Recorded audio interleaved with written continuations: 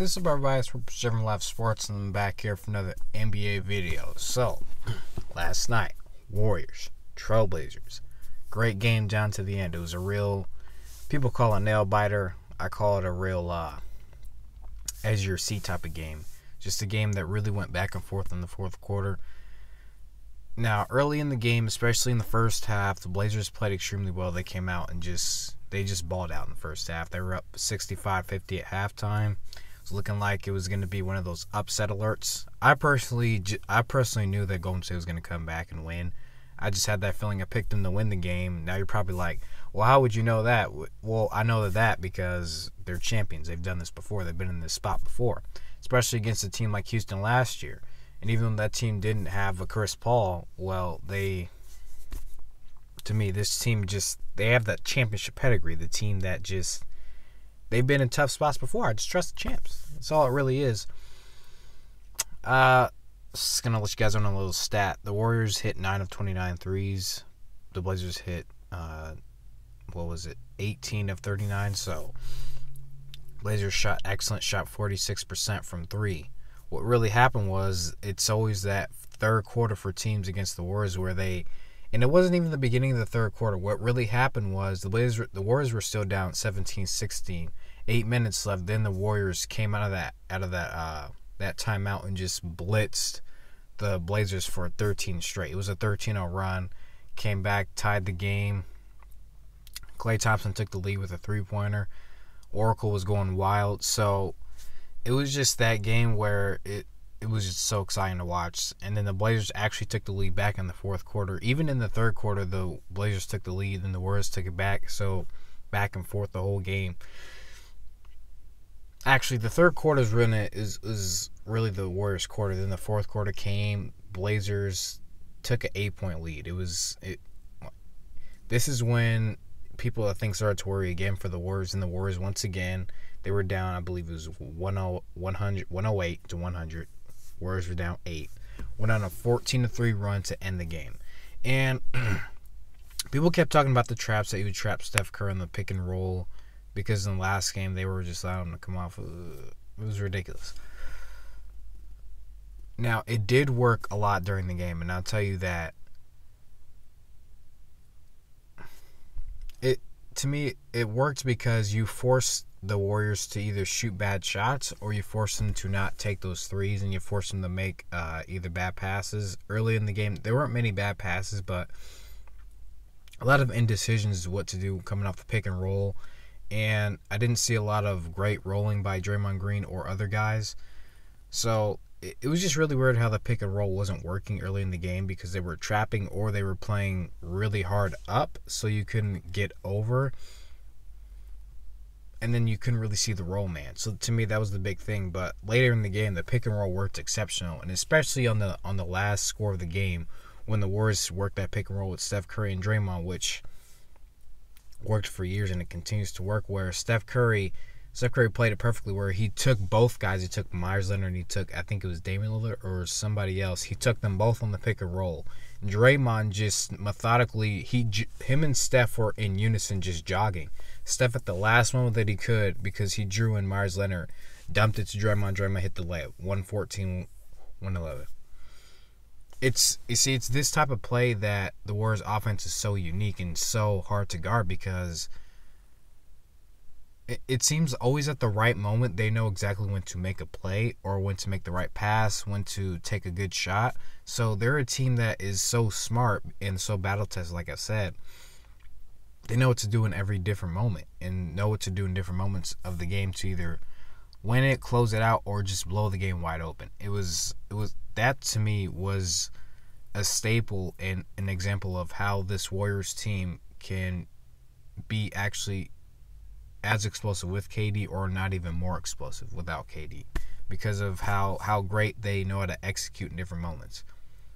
KD's injury has been said that it's more significant than they originally thought, so he might be out maybe another week or two, which I think the final start in 2 weeks, or it's either a little bit less than 2 weeks or 2 weeks exactly.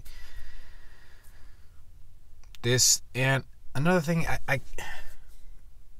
the Warriors' defense to me really was the key, especially Draymond Green with his 5 blocks, 10 rebounds.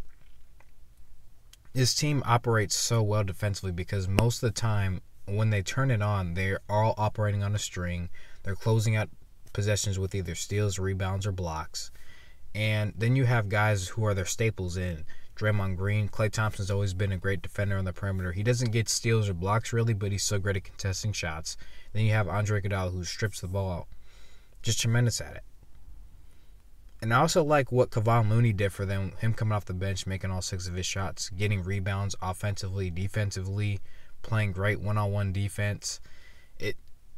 This team has really, I think, found its role and found its players they wanted to use since Kevin Durant's been out. It's actually been really incredible watching them play without Kevin Durant. Just Steve Kerr having to make adjustments to lineups, knowing which guys to play, bringing a lot of guys off the bench and playing exceptionally well. So that part is great for the Warriors. I think they figured out really how to operate the pick and roll and operate Steph Curry and Klay Thompson coming off of those screens. Where the guys setting the screen, like I've said in many videos, is just back cutting and getting open layups or open dunks. That worked a lot last night that I saw in the second half. So to me, that's going to keep working. The Blazers just got to keep shooting, and their guys off the bench made a lot of shots. It was incredible just watching their bench play. Seth Curry played awesome. He had 4 steals off of Steph. He had 17 points, but Steph did end up winning the night with 37 points, 8 rebounds, 8 assists. So that part played well, but they really went at it, and I enjoyed watching that matchup. It was just so incredible just watching those guys really compete with each other. Damian Lillard had 23 points. I think CJ had 22. Those two were kind of off. In the first half, Dame was off. Second half, he went for 23. Then CJ in the second half, he wasn't getting many shots. He wasn't getting the ball. I think they were trying to make sure that Dame Lillard was getting the ball and just getting hot, but they got to fix that. They got to figure out how to really ingratiate these two together better, like they did earlier in the season and early in the playoffs, where they're both kind of contributing offensively. Defensively, Zach Collins got in a lot of foul trouble, and then you have Myers Leonard, who it was just really annoying. Not annoying, but really weird watching him in his actions, because too many times to me he was over anticipating plays, especially coming up too hard on the help when you did not need to help because you're already in good position, and then you're giving up open layups to your guy because you came over and helped when you did not need to. You see, stuff like that is the reason why I think a lot of times the coach Terry Stotts is hesitant to play him, because he over anticipates and he doesn't make too many smart plays. But he did play well because Zach Collins, like I said, got in foul trouble. He did play his role. I think going back home, the Warriors, I think the Warriors could sweep. And people are saying, they could drag this out to 6 games. The Blazers could win 2 home games. I'm not disputing that. I'm just saying, when you lose a game like this, when this was really the Blazers' game to take, and in the end, they just got outsmarted, and they got a game stolen from them when they stole the game and they got the game stolen back. That's just what it is. I think Blazers could win Game 3. They might win Game 4, but if I was to pick one game they can win at home, I would say Game 3. And then the Warriors win next 2 games. I think that. But I wouldn't be surprised if the Warriors actually did sweep this team, because the Warriors are really, I think if you win a game like this, having to be woke up, and because they were kind of lackadaisical, they didn't really come out and compete. That just kind of makes you wake up more. You come out and you want to complete something, like complete a sweep. I think it goes out the same. When you have sweeps, you get more rest. It gives you a sense of confidence. It's just what it is. But yeah, I think I'm gonna officially pick the Blazers in 5, but I would not be surprised if it was a sweep. But that was my analysis on this game. I want to thank you guys for listening. Just breaking down the Warriors and Trailblazers series, all the stuff that really happened, stuff that I found weird, stuff that I thought worked. The Blazers just got to keep shooting. I like I said, it was just really amazing them watching them shoot. Seth Curry play great, but that's gonna do it for this video. I want to thank you guys for listening again, and I will see you guys in the next video.